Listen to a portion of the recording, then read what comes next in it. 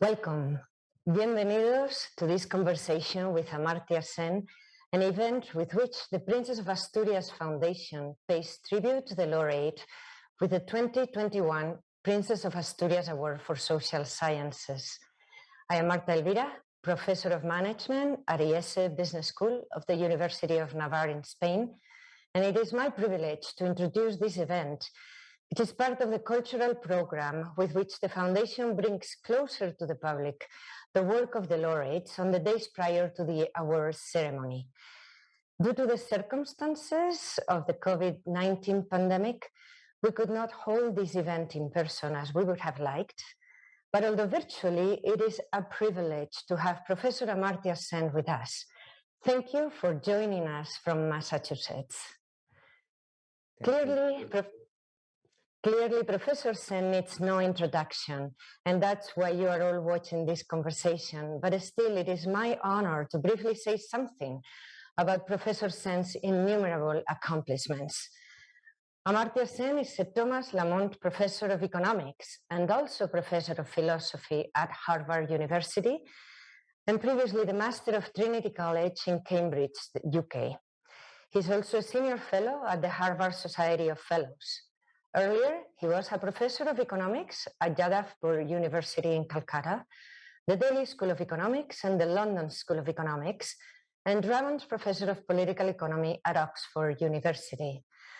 He has served as the President of the Econometric Society, the American, the Indian, and the International Economics Association, and has been extremely prolific in his writing about a number of social issues that are of central importance. He has published over 30 books, and too many to cite here, but I would like to mention at least a few titles that might resonate with many of those watching this conversation, such as Collective Choice and Social Welfare, On Economic Inequality, Poverty and Famines, Commodities and Capabilities, The Standard of Living, On Ethics and Economics, The Quality of Life, Development as Freedom, The Idea of Justice. These are just to name a few. But the idea is to stress how central these topics are to society. Among the many awards that Professor Sen has received, I'll just mention the Bharat Ratna in India, the Commandeur de la Légion d'honneur in France, the National Humanities Medal and the Alan Sean Feinstein World Hunger, the Eisenhower Medal, and of course, the Nobel Prize in Economics. He holds honorary doctorates from over 100 universities. And importantly, from the viewpoint of the jury of this award, was the fact that he has become also a teacher of teachers. His thinking has informed other thinkers to the extent that many of them have become Nobel laureates themselves. And also not only scholars, but also the world's leading institutions have found inspiration in his work.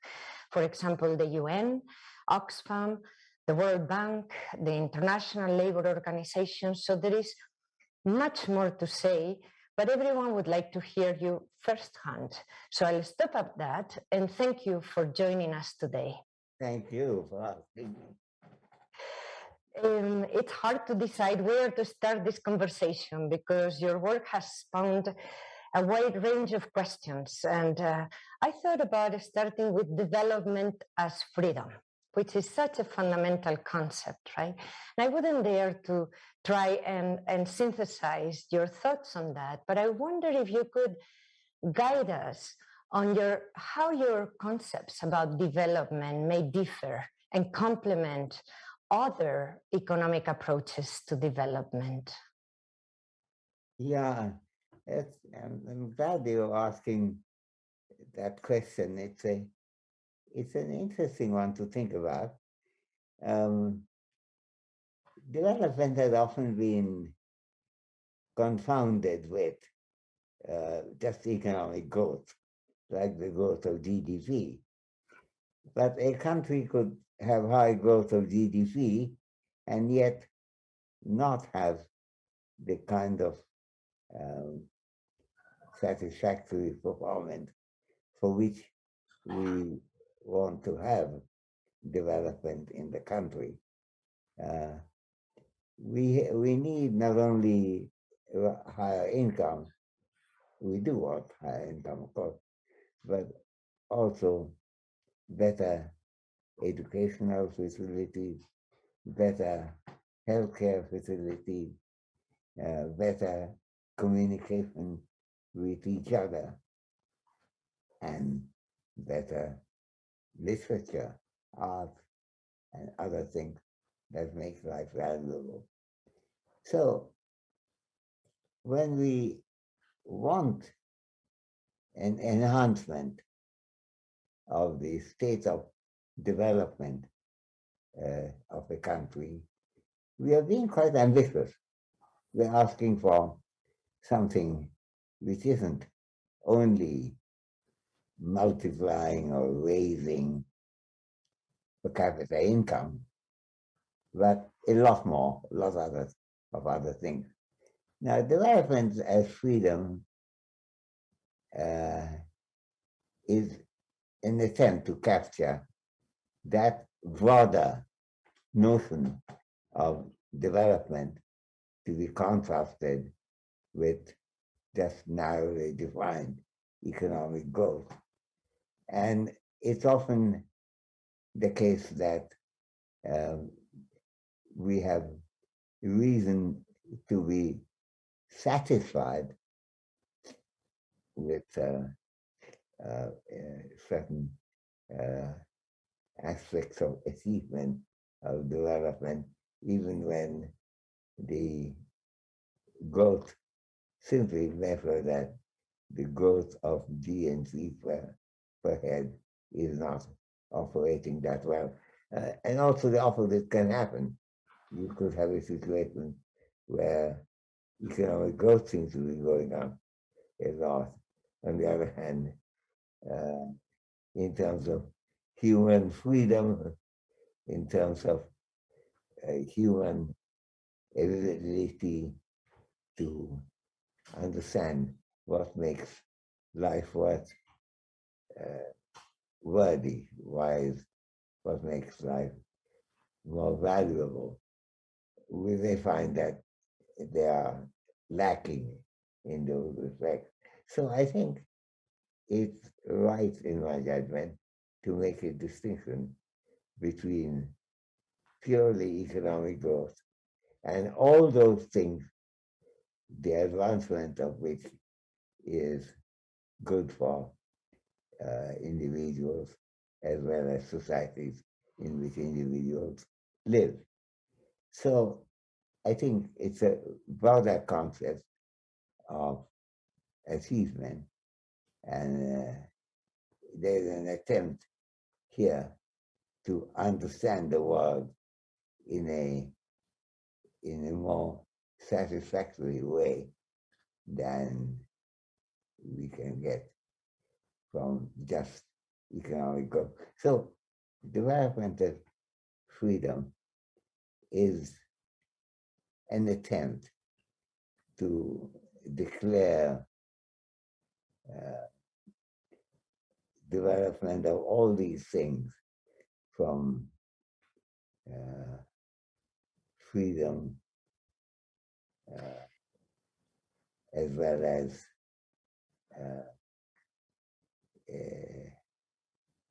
healthcare, freedom from illness, education, freedom from illiteracy, and so on. And so I'm sorry, I'm going on and on because the subject interests me very much. So I think the question you're asking is very central to, in at least my understanding of economic development. Yeah, and I think, as you mentioned, it's a much broader and richer concept, actually. Freedom as an end in itself, even to define what advancement means for those individuals, not just as freedom maybe as a means to produce or grow GDP, but to live a worthwhile life, you were talking, right? And I think it's hard to measure, though, because obviously GDP despite all the controversies about the best way to measure it, and you've obviously contributed also a lot to the theory of measurement, is at least something more tangible than what is valuable for people's lives. Now, nowadays we have a lot of data availability, big data, but data is not the same as actual information. I wonder how you see the usefulness of increasingly available data about different countries, different people, in order to enrich those traditional models of development and be able to incorporate your theories. How could we benefit from those data? Yeah, it's a very good question, because ultimately what we know about a collectivity of people, what we know about a society, depends on the detailed understanding of what is it that they can manage to do. Is there a lot of crime, or is there not? Is there any illiteracy, or is there not? Are people being often arrested without justified cause, as happens in authoritarian regimes? Is that happening or not? Now, these are different questions. Each of them are important, and yet together they form a kind of totality of concern. I think totality is probably too big. Multiplicity of concerns, which cover our view of a society and how people in that society are doing. So I think the issue of data is very central, and sometimes we don't have the data, and then it may be very difficult for us to form a judgment about that society. On the other hand, if we try, we can broaden the base of our data. We can learn more about the society and ultimately learn more about ourselves to understand what's going on in the world. So I'm very glad that you are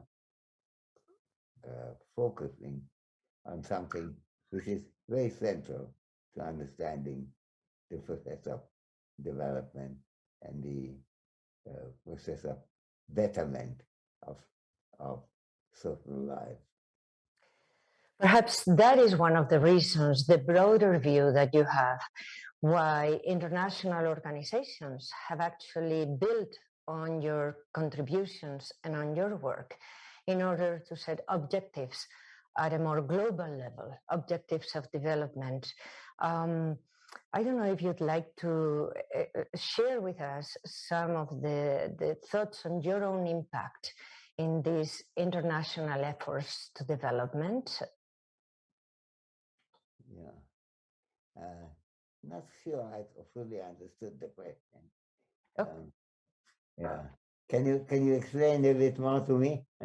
So not all the economists have an impact as direct as you may have had being an honorary president of Oxfam because of your expertise, for example, in famines, or in the UN development goals and objectives, also very much building on the broader understanding of development that you may have contributed. I don't know if you wanted to elaborate a little bit on your... You know, I have been, from my childhood, quite involved with the ways and means of advancing social life, some of which depend on economic processes, the market economy, exchange rates, and so on. Some of it don't. When I was in school, many decades ago, We're still in school.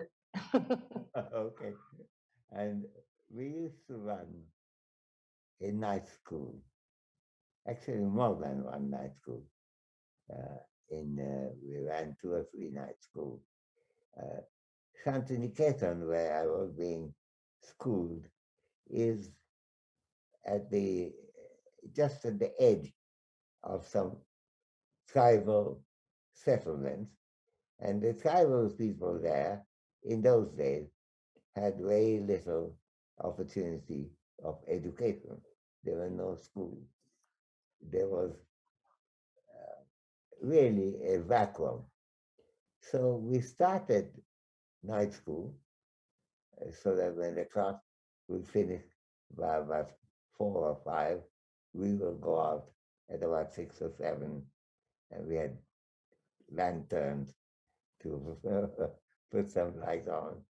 And I remember we also had some boxes in which food shipment had come from various aid organizations, and we took the boxes as chairs and tables, and we put them down and sat on that. And there were several of us doing this kind of teaching regularly. Now, obviously, we were aiming at success. We didn't always get it, but quite often we were rewarded by the fact that many of the tribal children we met had learned the alphabet, the ability to compose prose, and do elementary arithmetic from us, from the school. So that was very satisfactory. So later on, when I was asked to be honorary president of Oxfam, and similarly some other role I had to play, I could see them as an extension of what I had started in my school days. And they were very extremely satisfactory. It is sometimes said that the greatest delight that we get is from learning, but even more what we get from teaching others. And I remember that being indeed extremely satisfactory and giving us, well, a source of much happiness for us. I would have to agree with that as a professor, right? The satisfaction goes both ways. And you've highlighted almost in every sentence the value of education, be it to resolve issues of development, reducing illiteracy, be it to help with other aspects. And I think that runs through all your work, and perhaps it's a good segue into speaking about human capabilities, right? Where education is so fundamental. I think one of the remarkable things one comes to know is how malleable a human capability. When it looks absolutely absurd, there is this tribal child, never had any education. They can't read, if I sent some money to him to the post office, somebody will have to go and read this letter to him saying 25 rupees have been sent to you, because he can't read it. But with speed in their learning, they quite often caught up quite rapidly, strikingly rapidly. And that was always a source of satisfaction. In many ways, the credit goes ultimately to the ability of human beings, including our genetic abilities as well as our facilities for learning. But that is rewarded in the form of their moving often very fast. And even though we shouldn't get credit for all of it, we certainly have reason to get joy from it, enjoyment of it. I'm loving the thoughts and the words about is joy, is satisfaction, is a worthwhile life, valuable to each person according to their values. And perhaps, as someone in a management school, that is my case, researching human capital issues, I think that the human capabilities approach brings in, again, a broader and a richer understanding of what we can do and what work is for, right? And I was wondering how you perceive now the future of work. We hear a lot about robotization, jobocalypse, and we could envision perhaps a world without much work or where not many people have meaningful work. What would the impact be for humanity? I think that's a very astute observation, what you have made just now. Ultimately, it's the people's and physically children's ability to learn things and their curiosity about learning. That they may, you might say, well, I can try to teach him or her, but where will she get the incentive to learn? What came strikingly to me when I was a young boy in school and running schools myself was that the incentive comes quite quickly and quite fast in an endogenous way. It comes from inside you. You're interested, partly because they see other people making good use of their education, because they see that they are not prey to being deceived when they can read and write and do arithmetic. And so there is a tendency to generate an incentive structure that may be connected with getting a job, getting an income, and so on. But it could be connected also with certain inner compulsions about what we want to do with our. I mean, I found it a remarkable story that people who have never had any education still have a sense that education is really very important. Very interesting, the connection to even, the future prospective work impacting the way we learned, obviously.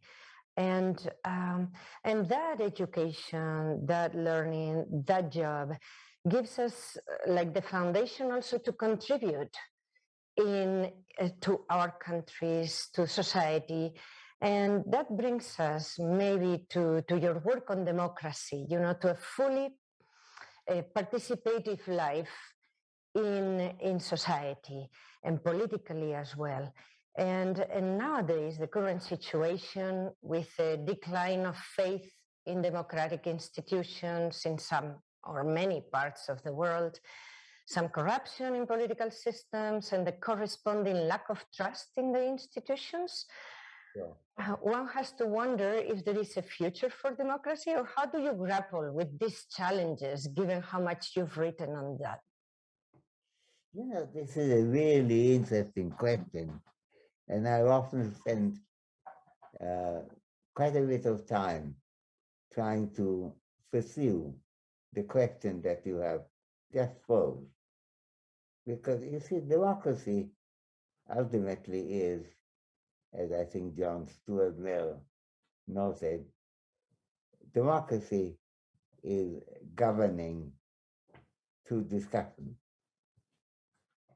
It's not only voting, it's discussion, because the votes come after you have a discussion, whether you are a conservative or a liberal or oriented towards labor organization,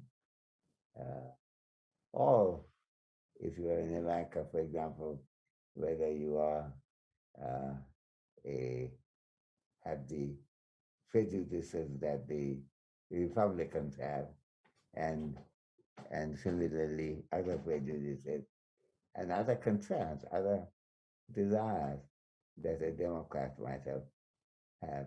So I think underlying the compulsion for democracy, there is a genuine push to us talking with each other. You see, I think we sometimes overlook how recent speech is. Animals don't speak, and human beings didn't speak very much at all until quite recently. And then it emerged. And when it emerged, we could talk to each other, say things to each other, contradict each other, support each other, entertain each other, write poetry for each other, and write letters, as well as conveying our concerns to each other. And I think democracy would have been impossible if people did not have that ultimately powerful desire to talk to each other. Now, let me give an example. Yes. Many years ago, I wrote an article saying that no famine has taken place in a democratic country. That is, as long as speech is free and people can talk to each other, and then there are also, as long as elections exist, you won't have people dying of famine. Now, how does that happen? Now, the main argument is that if you're running a country, if you're the ruler of a country, and the country has starvation and people are dying, then people would have reason, others will have reason to blame you. because you are in charge of the government. How come people are dying? So the immediate concern is that if people are dying when you're running the country, you have some responsibility. But bear in mind that famines do not affect a very high proportion of the population. Usually it's quite small, 5%, 10%, very rarely more than 15%. I've seen very few famines that go beyond 15%. Now, somebody could say, ultimately, if democracy and vote is your ally, how come democracy is so powerful?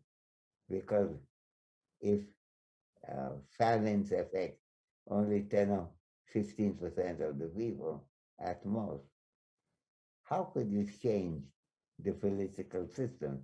Because 10 or 15% isn't a majority, it's a small minority.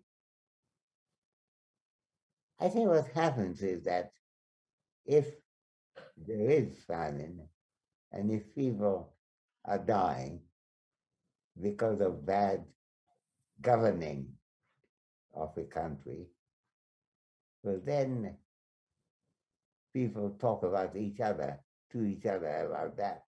Isn't it a shame that our government allows people to die when that should be impossible?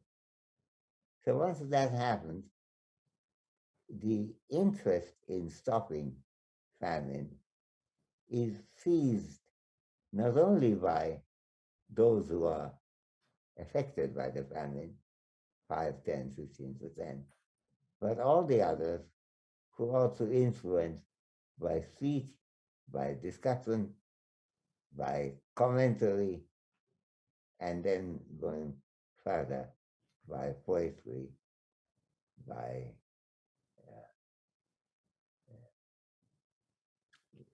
art in a form of drawing.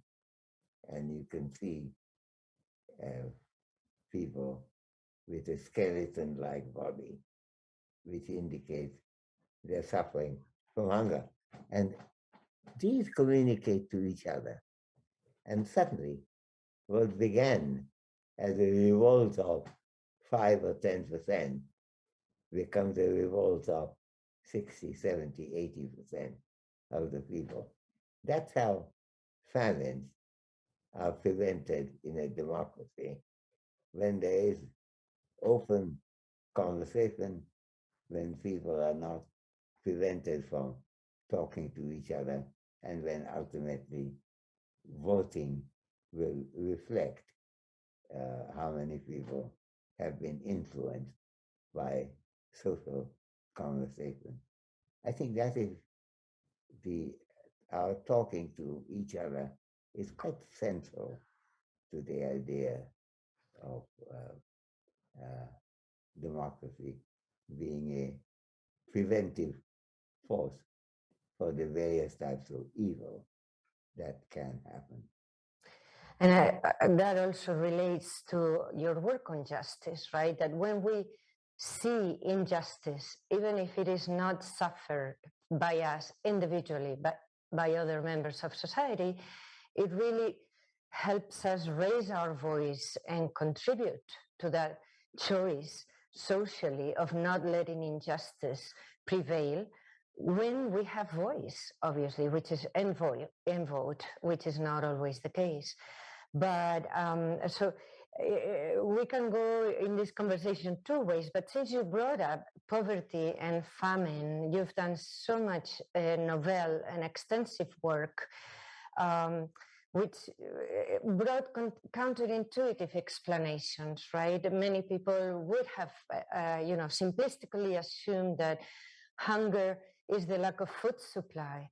And your work went beyond to demonstrate that even with sufficient food supply, there were other social processes that determine whether or not people would end up with famine. One of which is what you mentioned already, maybe the opportunity to vote democratically and to address these injustices. And exactly right. mm-hmm. Yeah, and I think that's the way the process works. It's a very exciting process. It achieves results, which is of course wonderful, but the process itself is very beautiful. It's the fact that one human being takes an interest in the life of another, so that there is a kind of alliance that develops, and people with very different background may still work together to prevent evil, like hunger, like illiteracy, and so on. And so, excuse me. No. Yeah. So, at least I thought, or quite a few people were hopeful that the end of hunger was in sight pre-pandemic, or we were doing those collective efforts to end hunger in the world. But maybe the pandemic or other underlying processes have brought to the fore great inequalities and the possibility that we've gone backwards instead of forwards in the past couple of years. What's your What's your perspective on this, on resolving the hunger? Yeah. No, indeed. I think we sometimes forget that hunger and epidemics, they are not only evil forces, they are also educating us. When we think about hunger, when we have to think the fact that, infectious diseases like measles, chickenpox, not long ago, smallpox, affected the lives of people. And the message went from one person to another through the society. And also the society came to learn bit by bit that in order to prevent the bad effects of the spread of disease, spread of deprivation and hunger, we have to learn how to stop it and what we can do for each other and for society as a whole. And, you're bringing back again the dialogue, the need to speak, to resolve the issues collectively, reminds me of one of the chapters in your recent memoirs, which I would take advantage to recommend at the moment. The chapter is titled A World of Arguments. And to me was very inspirational, right? That we can argue rationally, trying to resolve the issues both theoretically and practically.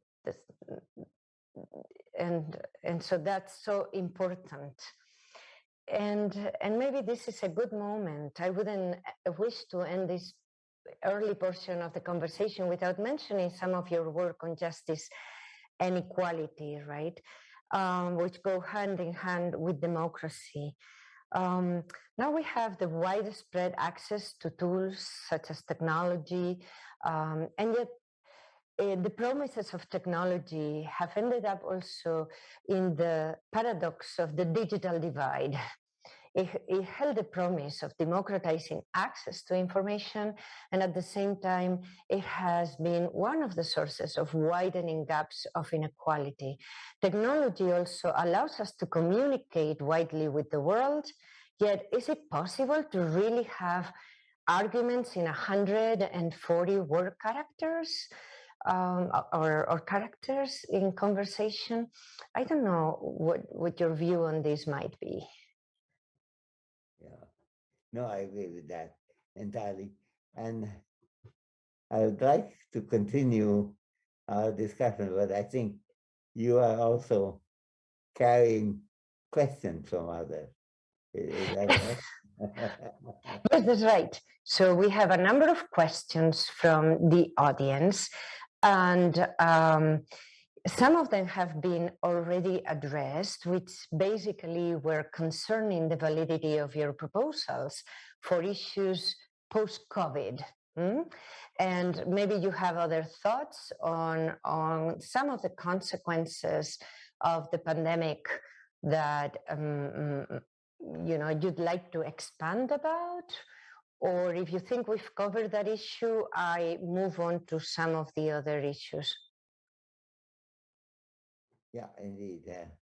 Okay. Yeah. So there was also quite a bit of interest in the humanities, and that also struck my curiosity.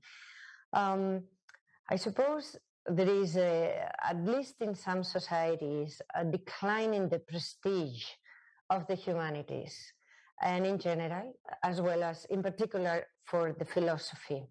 And so they were wondering to what extent have the classics in philosophy influenced your ethical and political reflections? Some classics in philosophy that you'd like to particularly focus on? Well, I think philosophy is such a broad subject, and questions have come again and again in the minds of people, whether it be Euclid or Aristotle or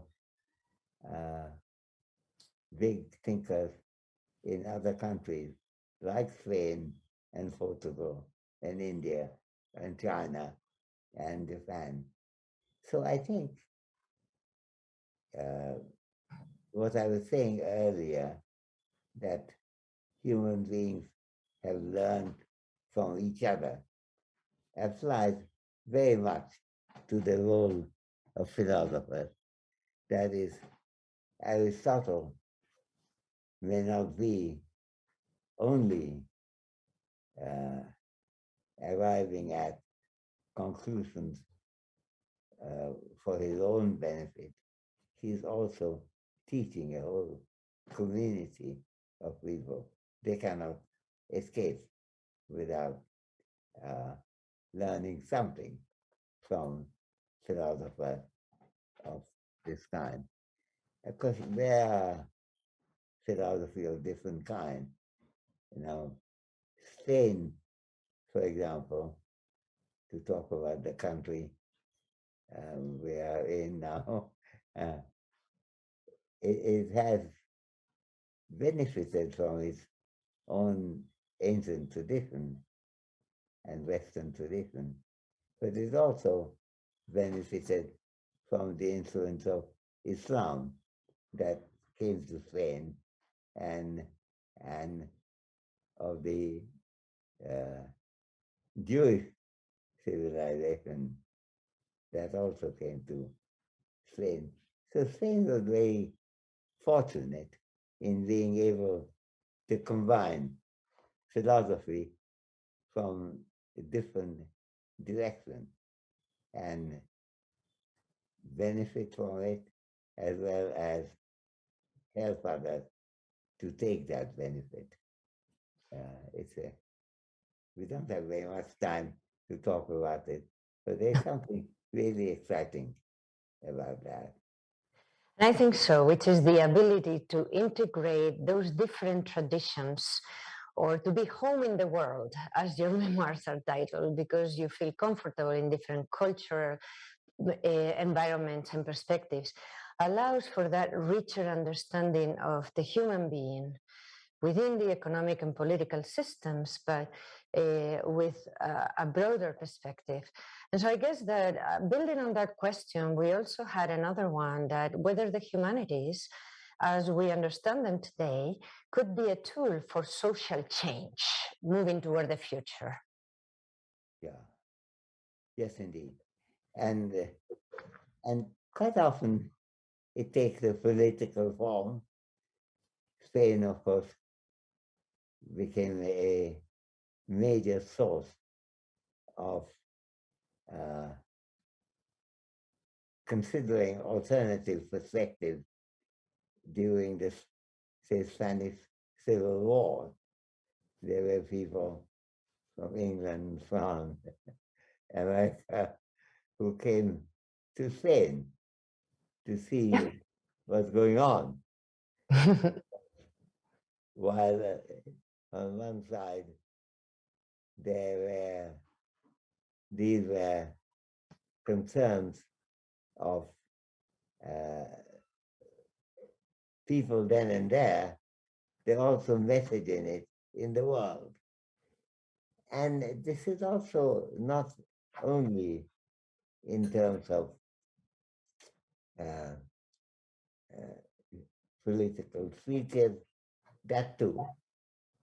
But when you do a beautiful painting, for example, Guernica, when you look at that, Yes.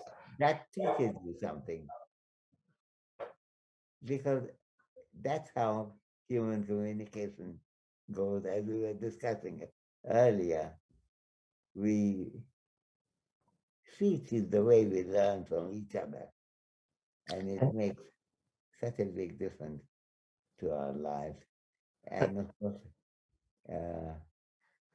so it's not only speaking from the same disciplinary perspective, but also from across different disciplines, the arts, the humanities complement what might be, a more scientific, hard sciences approach to life.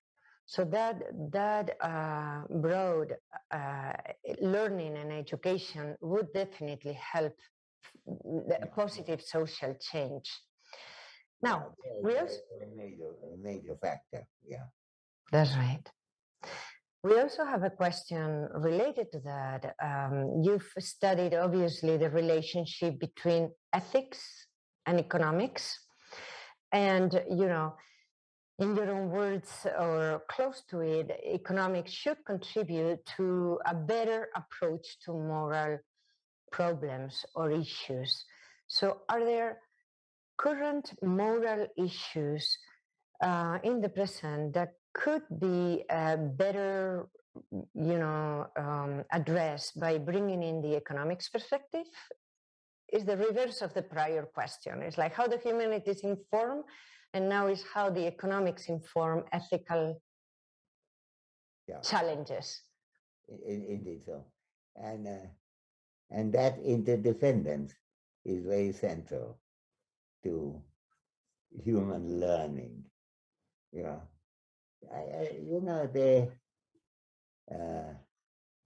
we often forget how widely culture and civilization has moved from one country to another. If you come to, say, my country, India, it's interesting that people had come to India for all kinds of reasons, including learning, but also sometimes for as refugees. Jews came to India shortly after the fall of Jerusalem. And they went to India, and you can see Jewish settlement from first century. Same time, Christians started coming when there was persecution against Christians on the second, third, and particularly fourth century AD. Then you had Parsis leaving Iran and coming to India. We lived there. similarly, early Muslims, not conquerors coming through the mountains, but traders in their ships came to trade in the west coast and some in the east coast of India too. The Chinese came to India both through the northern route as well as through the sea, through Sumatra, and so on.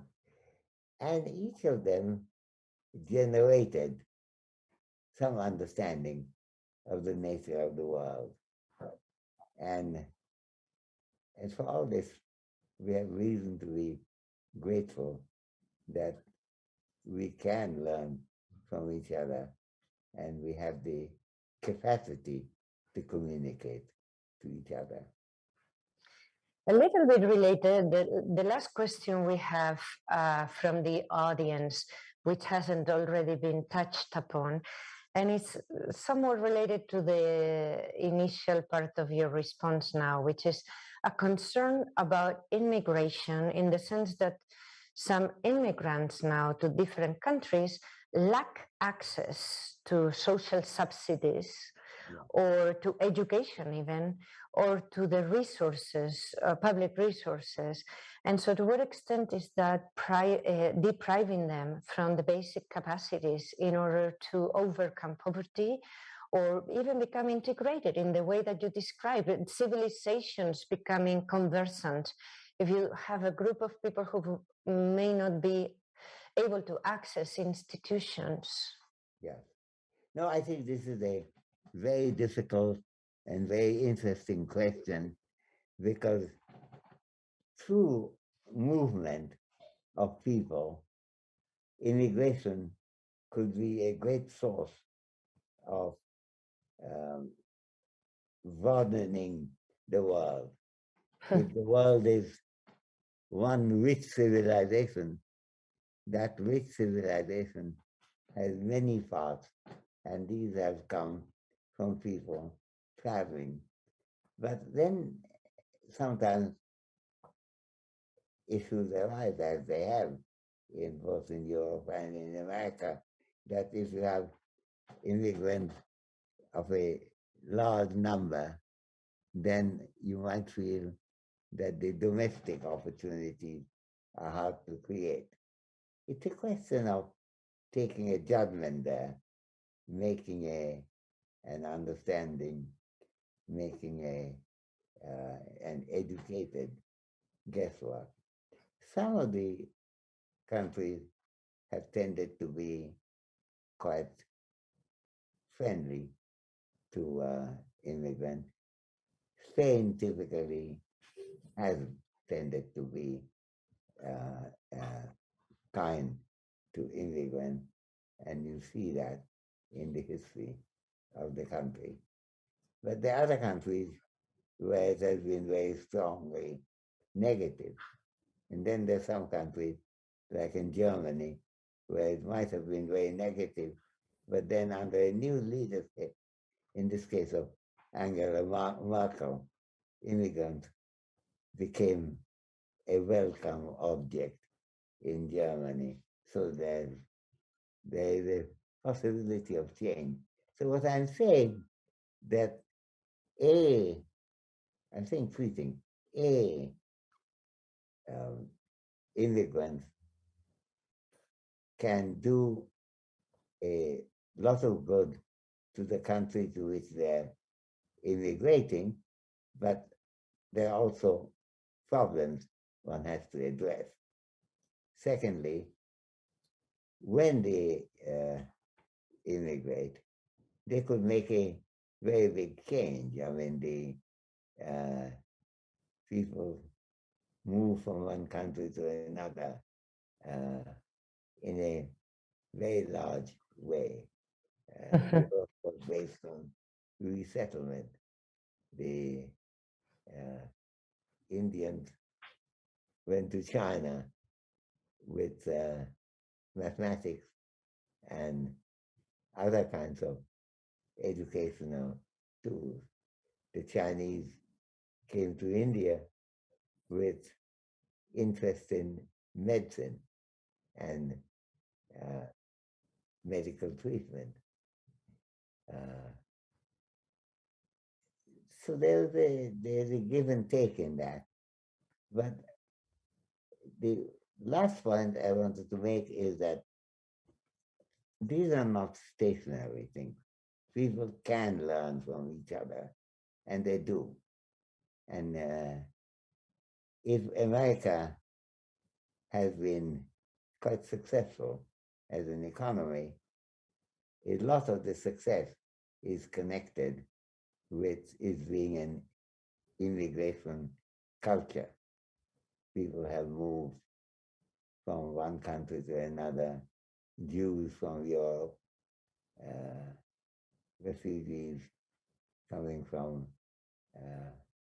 other parts of the world, including Latin America, into America.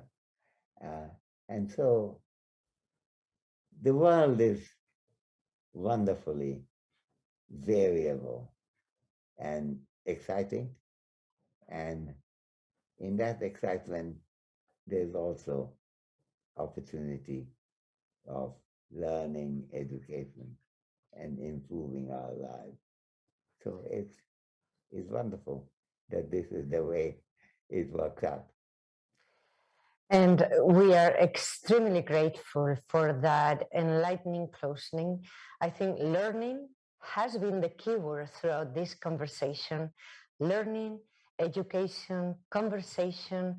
We couldn't be more grateful for all the food for thought, no pun intended, and all the wisdom that you've shared with us and helped us learn. And we take a few points to ponder along those lines. The importance of learning for work as a means of personal development, what we can do to enrich the experience of others with our own contributions, our own arguments, and contribute that way collectively to others to thrive in society.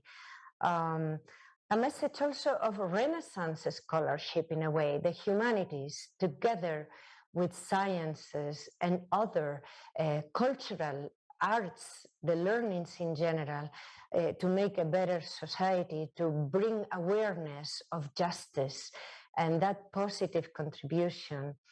And so I only would like to say that for anybody interested in continuing delving on your work and on your life and lessons for our own lives, I would recommend the recent memoirs with a review of your trajectory that is truly enjoyable. So thank you very much for your deep committed thinking. It has been a pleasure to have you with our audience today, sharing your thoughts. And again, congratulations on the award of the Princess of Asturias Foundation. We look forward to having you in Asturias at some point. In the meantime, very much. I'm so grateful. And thank you, everyone, for your attention. Muchas gracias. Good evening. Thank you very much.